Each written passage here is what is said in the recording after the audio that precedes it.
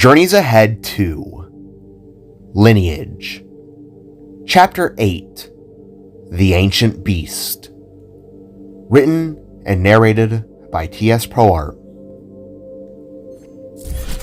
Day 2, Void thought to himself, as he took one large step and entered the reformator through his portal.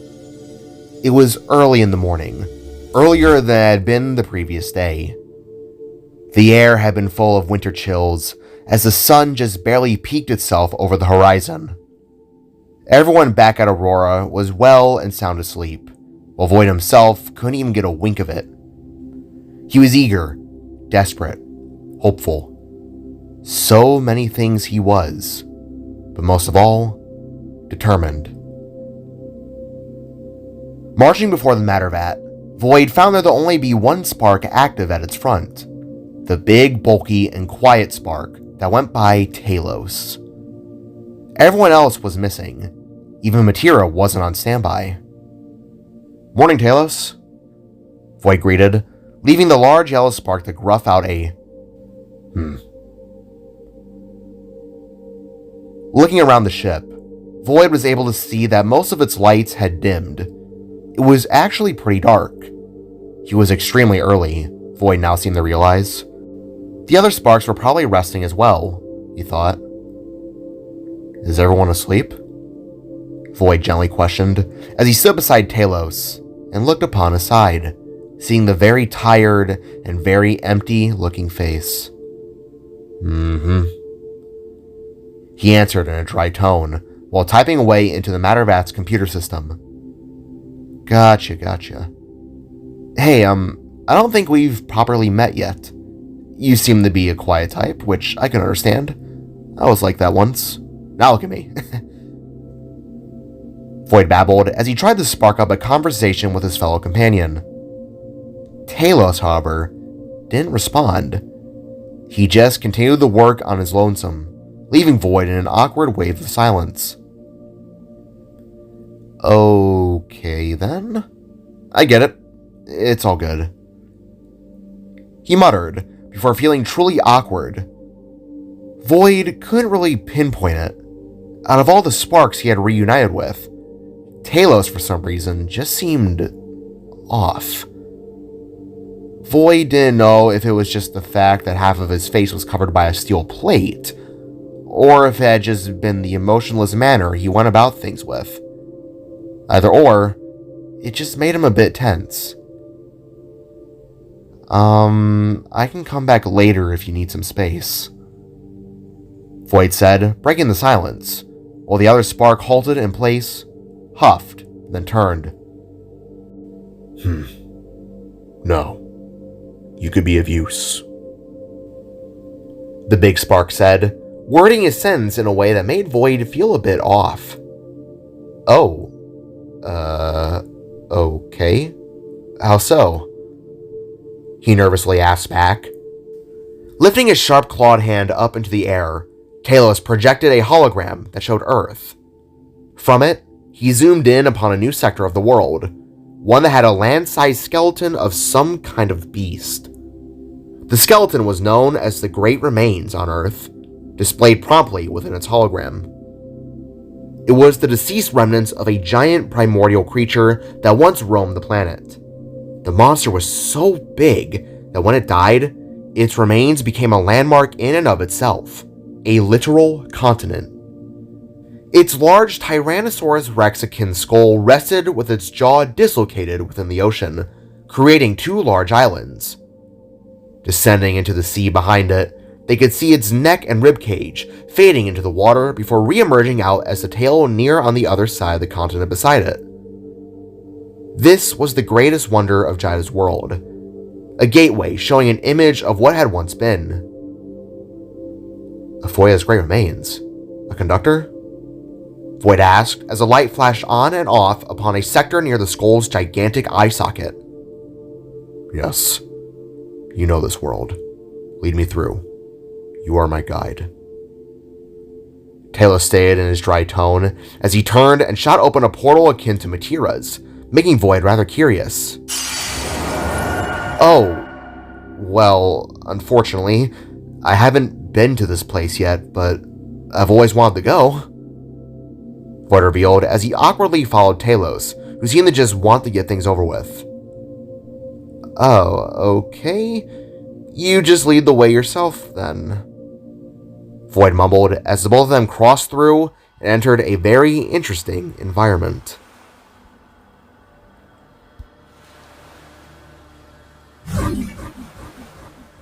Upon making their way on the other side of the portal, Void and Talos were greeted with a rather beautiful but ominous-looking environment. The Great Remains, although at its core was a gargantuan skeleton, was an expansive territory defined by its rugged terrain and breathtaking natural beauty. As the Sparks glanced at the massive lands, they were able to make out mountains, tundra, and vibrant coastal regions, continuing to shape the identity of this fascinating part of the planet. A colossal expanse of ice covered a good portion of the region, but that didn't stop visible tourists from going about their business. From all around, the two could see many tour boats with the same skull shape as seen upon the world map, plastered upon their bows. Within the surrounding bodies of water, towering icebergs broke away from the edges, forming dazzling shades of blue and white as they flowed across the icy waters, glimmering under the cloudy gray sky. Given that they are on the other side of the world, the sun had begun to set in this area, making the scene look a tad blue. "Oh, wow," Void whispered in awe, while Talos began to march his way forwards with a huff. "Hey, I thought you wanted me to lead. Wait," Void called in annoyance, as they both now marched side by side. As they ventured forth, the sheer scale of the ice sheet before them then became apparent. Towering peaks looked to jut through the frost, their rugged summits piercing the clouds. This winter setting, however, was not devoid of life, the Sparks noticed. Despite its cold grasp, it served as a vital habitat for various species that could be seen. There were seals bobbing in the frigid waters below, while migratory birds flew across the waterways, making it feel as though spring had begun early. As the two moved on, they made their way down a dirt road, one that was on the same path as the conductor Talos was after. Silently looking out to the side and beyond the glaciers, Void could see that the land transformed into a surreal expanse of tundra, a realm where vibrant floral defiantly blossomed, even during the powerful winter months. The barren palette looked to burst with life with delicate blooms of purple flowers and yellow poppies, contrasting sharply against the muted greens of mosses. In this harsh yet striking environment, resilient Arctic foxes and nimble reindeer also roamed, adapting to the cold and stark realities of life within the south. The craggy shorelines were interspersed with small, colorful settlements, where communities thrived amidst the splendor of nature. These towns, down below Void's view, exhibited a harmonious blend of tradition and modernity that mainly woodland humans adopted. Here, the warmth of the wooden houses stood in contrast to the ice-blue waters of the sea, where kayaks glided silently through the pristine, glassy surface. The coastal waters teem with life, as the rich marine ecosystem drew both native fishermen and adventurous tourists. Majestic whales breached the water's surface in a breathtaking spectacle to Void's shock, who couldn't help but stop for a moment and gaze at the beauty. Nearby, massive glaciers caved, sending echoes through the air as they crashed into the sea, a stark reminder of the power and fragility of nature. "Oh man, Chida would have loved this place," Void whispered with a hint of wonder, before turning and continuing to follow Talos, who paid no mind to any of the beauty. "Look up, Talos. You're gonna miss out on the spectacle," Void shouted to his ally, who could have been a brick wall if anything else. As they strolled down a mossy slope, the Sparks eyed several tourists with children, some of which holding on the toys of serpents, spiders, and all kinds of monsters. "I want to see a colossal one day, Dad," a little Lavin wolf said, as he tugged upon the bigger wolf's arm with a smile. "Perhaps one day, son, but all are either asleep or extinct," Would you like to see the Anguina skeleton instead? The puppet wolf asked the boy, who made an excited squeal as they moved along. Nova, son. These people are here for a reason. Why? What are these colossals the mutt spoke of? Talos finally talked, but as an ask, while refusing to break eye contact with his map. Oh, well, the Great Remains and its landscapes harbor stories of an ancient past, one of gargantuan creatures Earth's residents referred to as, colossals. Void stated, as him and the bigger Spark marched side by side once again. Buried deep within the Earth sleep gigantic monsters, basically. Kaiju, if you want to be nerdy about it. Void explained on, as he playfully bared his teeth and raised his metal hands into clawed fingers. Talos, however, wasn't amused. Well, long story short, the Great Remains are theorized to have been the mother of all the colossals that are currently residing within Earth. Well, the ones we know of, at least. So, there's some trivia on this planet. Void explained as they marched before a bustling shoreline full of gift shops and excited tourists. This place is a big attraction spot for history buffs, if you couldn't tell. Void ended, while Talos looked on ahead towards the water. Conductor is 12 miles north. We'll have to get across the water to reach it.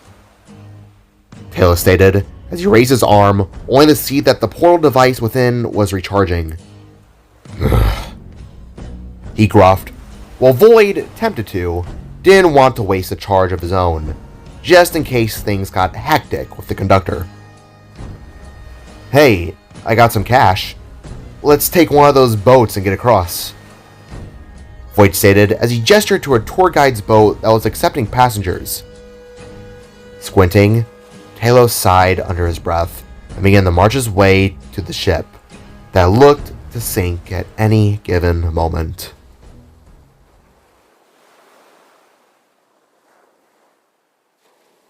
Hello, everyone!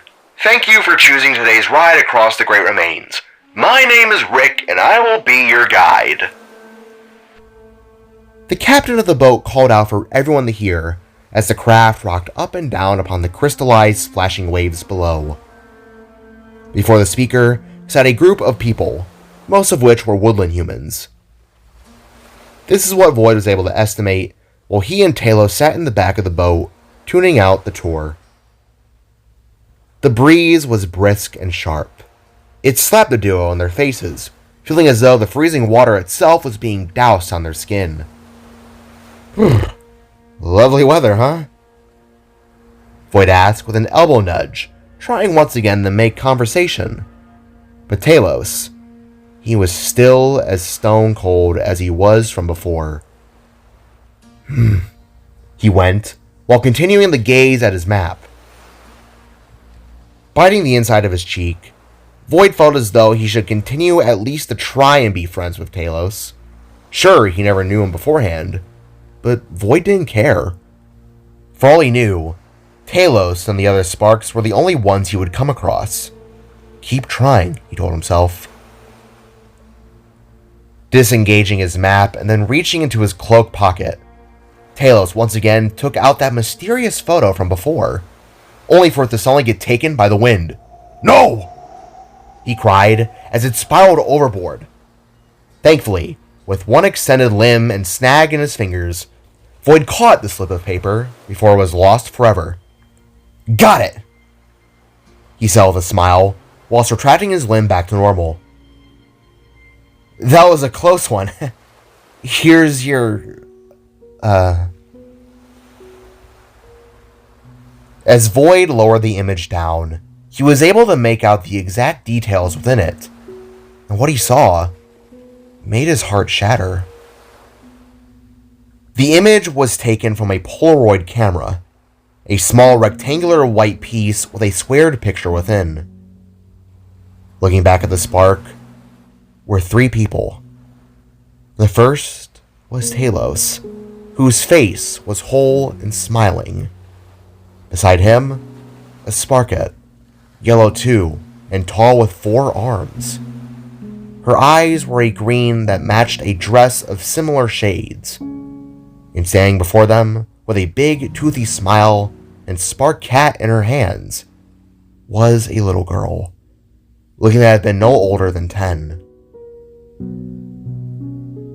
With an angered gruff and snatch, Talos reached his natural hand out and took the photo back. Give me that! Locking eyes, the two sparks stared with mixed emotions. Void with remorse, Talos with irritation that slowly faded to a defeated haze in his heart. Talos, the smaller spark whispered with remorse, with a hand reaching out for his companion. Don't bother with your sympathies, boy. Don't waste your breath on something I've heard 1,000 times over. Flinching the Talos' sudden retort, Void lowered his hand and awkwardly looked off to the side, watching the waves continuing to splash on by. He didn't really know how to carry on from there. It really explained a lot. A husband. A father. After something like Salvaheim, Void could only imagine what could have been happening in Talos' head. I lost my parents during the fall, but you probably already know that. I understand your pain to some degree. Void at last spoke, making Talos look to the side and stare out at the ocean. I said, don't. The bigger spark repeated, all while his remaining eye began to soften towards the image of his lost loved ones.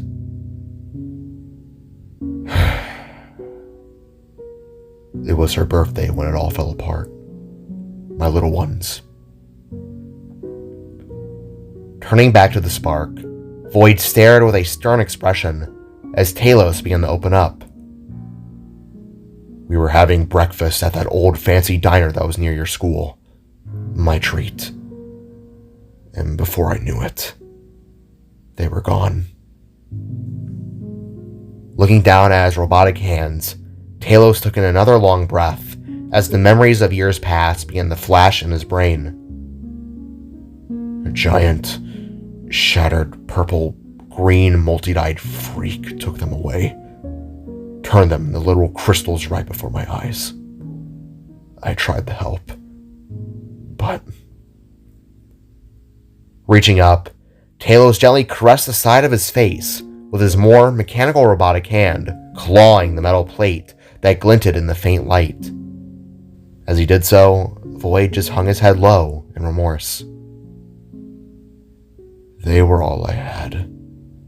And now they're gone. Slowly reaching a hand out, Void placed his upon the yellow spark's shoulder, making him turn and eye Void with a somber gaze. We're gonna bring them back. All of them. With a little huff, Talos nodded down the Void before stuffing his photo back into his cloak, all the while keeping a stern face on display.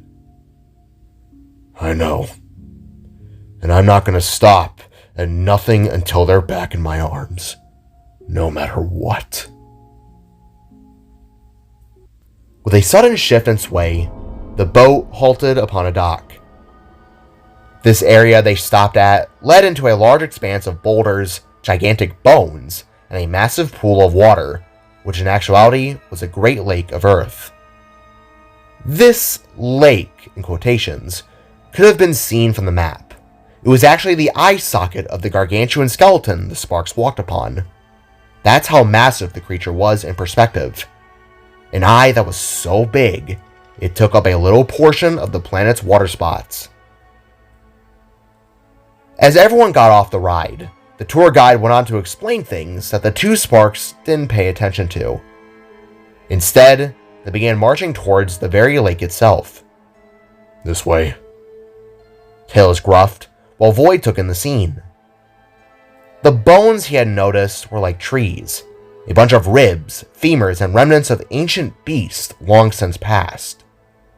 They were all jutting out of the ground at curving and cracking shapes, looming over everyone and making them feel smaller than life. Instead of dinosaurs, this Earth had colossals. For the few that remained, Void would rather just see them as bones.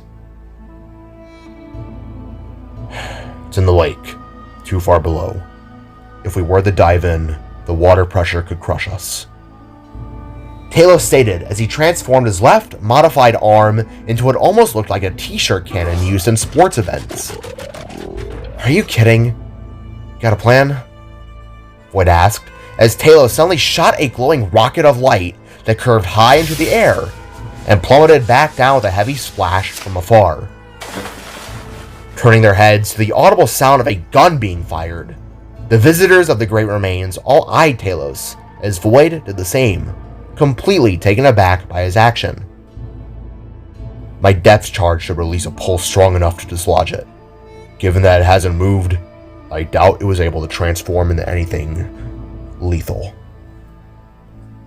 From the water a good ways off, everyone could see a large purple flash erupt below the waves, being followed up by a baseball field-sized rise in bubbles.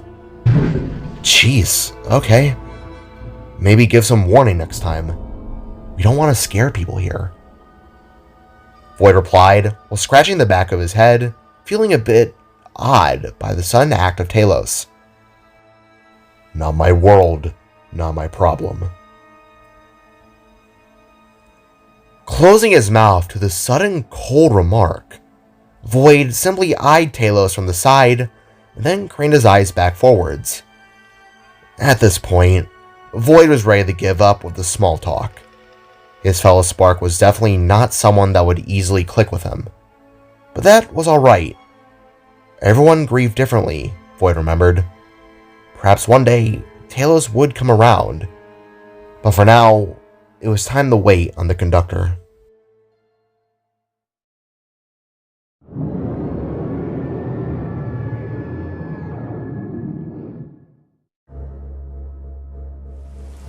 What was that? Void questioned with a shiver as a muffled cry came from below the waves.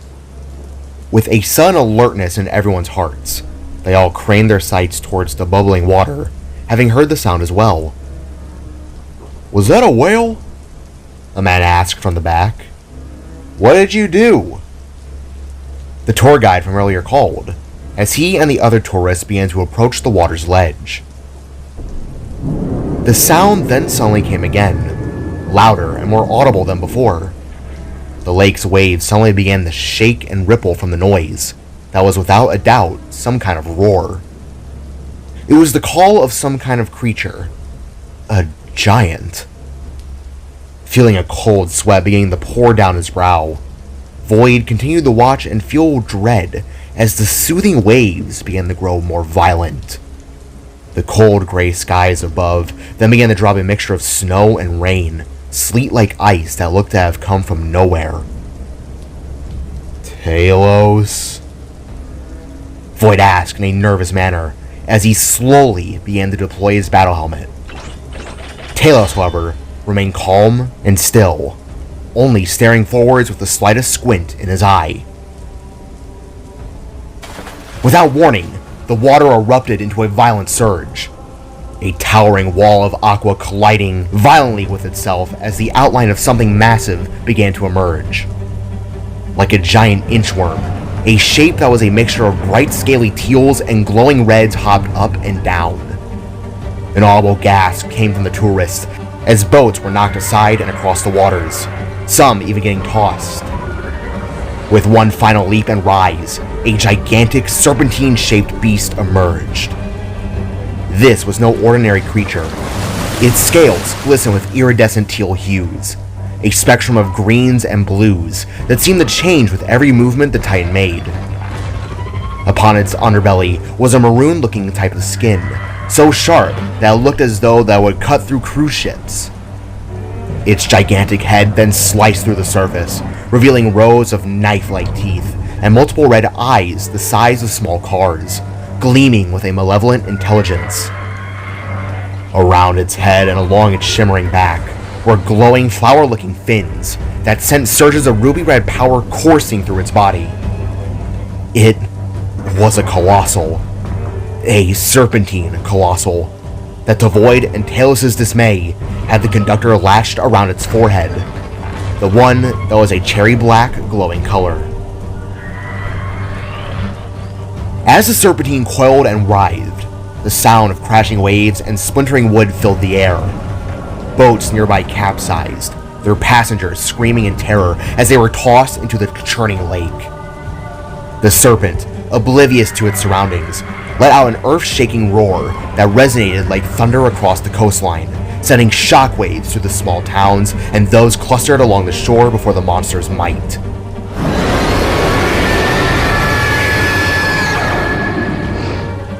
People from all around looked up, frozen in horror, their eyes wide with disbelief as the creature's massive body arched in the air like a living mountain. Each movement sent ripples through the water, radiating outward with an ominous promise of destruction. As the serpent's tail whipped down, it smashed into the earth, sending plumes of sand and debris flying to the air. "Get down!"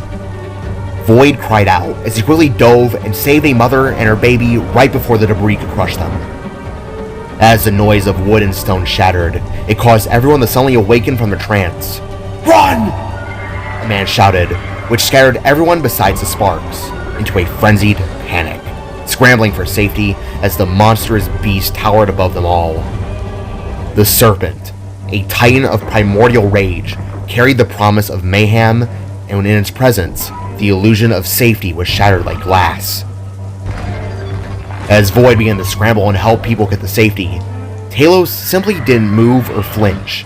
He was as still as a statue. No fear, only hate. Retracting his massive arm cannon, Talos replaced it with a set of dual blades, dark matter blades. With a purple glow beneath his metal skin, Talos brought forth his spark-born power, the gift of the dark. Turning around, Void watched as black-slimed, purple-veined, glowing axes emerged from out of Talos' hands. These were the blades. They dropped and dripped with a steaming, nasty-smelling substance that Void couldn't shake his eyes away from. From the conductor upon its head, the serpent was suddenly forced to look down upon Talos, who was but a mere mouse in her presence. The colossal's eyes then began to flash between red and a glowing black, revealing to the Sparks that the beast wasn't a free will. It was possessed, in a way. "Batira's grace," Void whispered in a cold sweat as the serpent focused upon her targets. With a hiss that echoed across the lands, the serpent lunged forwards, its immense form slicing through the air like a living myth. Talos reacted instinctively, rolling to the side as the serpent's fangs snapped shut where he had stood mere seconds before. He and Void could feel the ground tremble beneath the beast's weight, the very earth quaking with each powerful shift in its coils. Recovering his footing, Talos swung his axes, the blades glinting as they arched forward towards the serpent's scaled neck. But the creature was fast, dodging, twisting its body with an agility that defied its size. The air crackled with tension as the serpent reared back, its beady eyes narrowing with focus. The yellow Spark's heart raced in synchrony with the predator's rhythm, each breath heavy with the anticipation of violence. With a thunderous roar, the serpent struck again, its tail whipping towards Talos like a battering ram. As their fight carried on, Void turned to his side and noticed several more people in danger. The Colossal was now practically atop them all, making the whole situation much worse. "Hang on!" Void shouted in a gasp as he leapt away from the flying debris and sprinted towards those in need. "Blue bullet?" one asked, recognizing the mask upon Void's face. "Here, all of you, get in this portal!" Void shouted as he used a charge to open a rift to safety. "This will take you back to the entrance dock. Go!" He bellowed with worry as the battle too close for comfort raged on. In another dodge, Talos barely managed to evade a new blow. From the serpent's mouth, it sprayed out a venomous hot liquid that destroyed a series of jutting out bones, turning them into a milky white substance. The blast force of the attack sent Talos sprawling to the ground. Dust swirled around him and the others for a moment, as he settled a thought that radiated within his chest. A single misstep could mean the end, he told himself. But Talos was no stranger to the danger. Gritting his teeth, he pushed himself back to his feet, determination igniting within him. He spotted an opening as the serpent momentarily paused, her head swaying as if to gauge her opponent's next move. Seizing the moment, Talos surged forward with a horn pulse, his dark matter weapons raised high. The blade met scales, sparking against the hardened exterior, but it was enough to draw the serpent's fury. With a deafening roar, it whipped its massive head around, snapping at Talos once more. With another deep and thunderous roar, the serpent reared back, revealing its rows of serrated teeth that could crush an entire house. Talos could feel the energy of the conductor upon its head, urging him to charge forwards. The serpent unleashed another bellow that sent sprays of salt water cascading into the air, the sound echoing off the icebergs like a rolling thunder. "Go, go, go!" Void cried to each tourist that jumped in, while looking over his shoulder to see the battle reaching its climax. As the serpent lunged again, its colossal body maneuvered like a tidal wave. Talos, with a large muck of slime exploding out of his legs, rolled away from the side, narrowly avoiding the crushing force that could have ended him within an instant. He countered, swiftly slashing at the serpent's scaled flank again, the blade biting in the flesh with an electric hiss. The creature began to writhe in pain, snapping its jaw in a furious arc, and while Talos dodged its lethal teeth, he knew that direct confrontation would require more than mere luck. As the serpent's massive tail swung with a bone-crushing force, he ducked low, feeling the gust of wind as it sliced the air above him. Talos focused, tapping into the power within his soul, and with a rallying cry, he unleashed a wave of dark matter energy that radiated outwards, striking the serpent directly in its eyes. The kaiju then reared back, howling in rage, a sound that seemed to shake the very foundations of the Earth's crust. Seizing the moment, Talos scrambled up, positioning himself for a final strike. And yet, before that could happen, a glowing blue axe suddenly came flying through the air, and with an electrical and precise cut, it slashed itself right underneath the conductor that pulsated upon the monster's head, severing the connection in one mere instant. With a howl, the Leviathan swung itself back and crashed hard into the water, causing a gigantic wave to arise in a rightwards position. Looking up with a glowing purple eye, Talos watched as Void jumped up and caught the conductor within its matter extractor. Landing back down, the blue spark looked upwards through his mask and caught his axe that boomeranged right back into his hand. "Got it!" he shouted, while Talos stood with heavy breaths. It was almost anticlimactic. All that just for the smaller spark to sever it with one little slash? Talos was both relieved, but severely underwhelmed.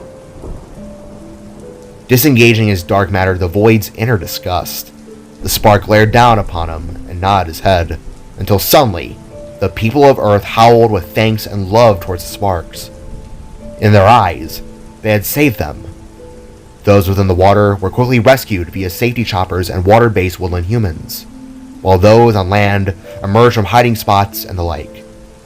Nodding, Void silently gave a "you're welcome" kind of gesture, but Talos, he didn't care.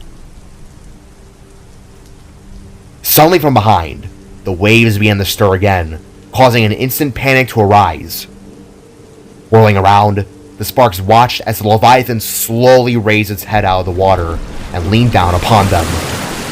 Its eyes were back to a gentle state of red as its petals hummed with life. Instinctively, Talos activated his arm cannon and took aim. In reaction, Void reached out his hand and lowered the weapon. "Don't!" he barked, as the creature slowly got closer enough to where its breath could be felt. For a long moment, everyone stared at the Colossal as it too looked back in a docile stare.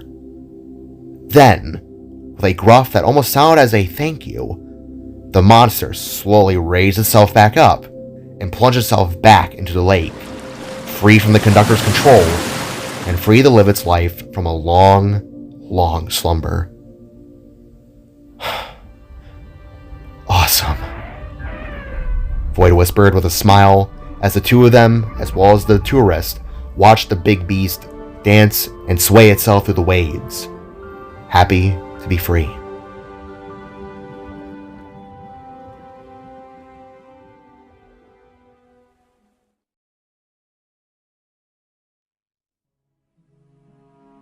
You woke up what? Jida started through a FaceTime call as Void put the conductor back into its Mattervat's confines. With a pulse of grays, the ship hummed again with power, leaving the now waking up Sparks to look around with relief. Not me, Talos. Should have seen it, love. That thing was huge. Void replied when Core suddenly approached Talos and got up in his face. You used a seismic depth charge with innocent civilians on standby? What were you thinking? The coal-shaded Spark demanded to know with an angered tone, which Talos didn't flinch to. It was necessary. No one died anyways. You're welcome. With a huff, the large yellow Spark returned to his duties at the Mattervat's front control station, leaving everyone a bit baffled by his almost lack of empathy. What's a colossal? Joby asked with a tired yawn as she stood beside Sika with a blankie in her hand, whilst Gluppy also rested upon her head. It's a giant monster. Kaiju, basically. Nock tried his best to explain through the phone, as Void began to slowly step away from the machine. Yeah, but don't worry about it, kiddo. It went back into the water and it's free and happy.